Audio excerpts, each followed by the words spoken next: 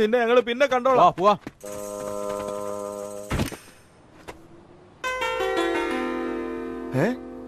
Julie, നീ എന്തിനാ ഇങ്ങോട്ട് വന്നേ?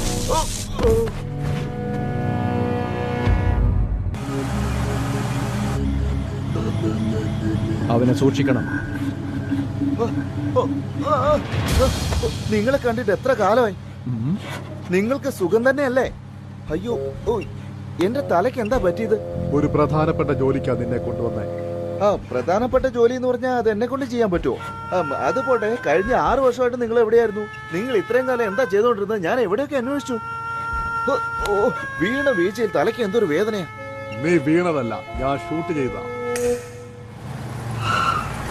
ഇവനെ വിശ്വസിക്കാൻ കൊള്ളില്ല. ഒരു ഫ്രണ്ടിനോട് ഇങ്ങനെയാ പെരുമാറുക?